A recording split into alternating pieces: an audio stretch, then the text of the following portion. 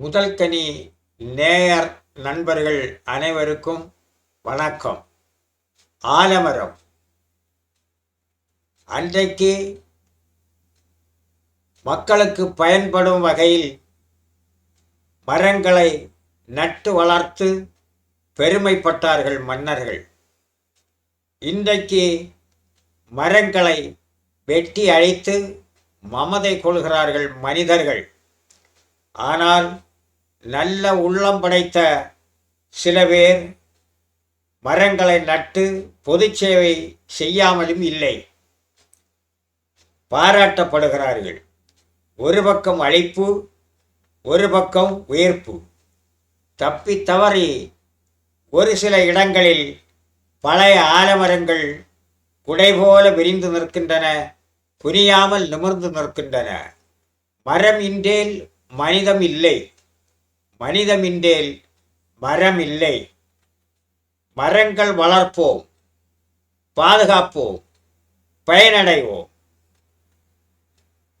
அதன் நிழலுக்கு வாருங்கள். இதோ ஆலமரம்.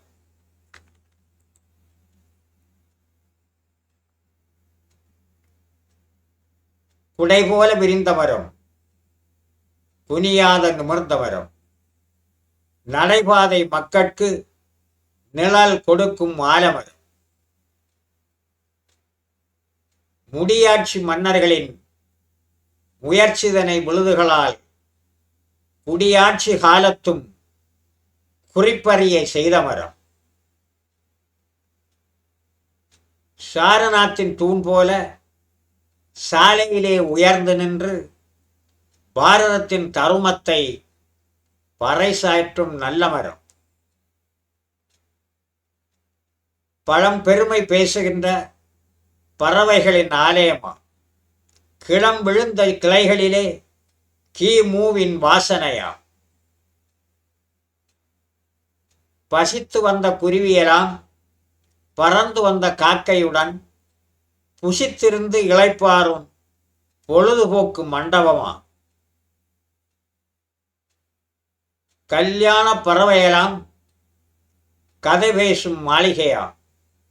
பள்ளி இசையில் மகிழ்ந்திருந்து பழம் தின்னும் இசையரங்கா. வழிப்பயணி தங்குதல் போல் வெளியிருந்து வரும் புட்கள் குளிகை போல் உருள் பழத்தின் குணங்கண்டு தங்கிடுமா. சிறு பழத்தை பந்தன்று சின்ன அணில் தட்டுகையில் உறும் பொந்தில் புறா குஞ்சு உணவென்று வாய்பிளக்கும். சிறு பழத்தை பந்தன்று சின்ன அணில் தட்டுகையில் உறும் பொந்தில் புறா குஞ்சு உணவென்று வாய்பிளக்கும். அப்பாவை தாங்கி நிற்கும் அன்புடைய மக்கள் போல் தப்பாமல் விழுதெல்லாம் தரு அதனை தாங்கி நிற்கும். மீன் சினை போல் சிறு விதையில் மிகப்பெரிய மரம் கண்டோம்.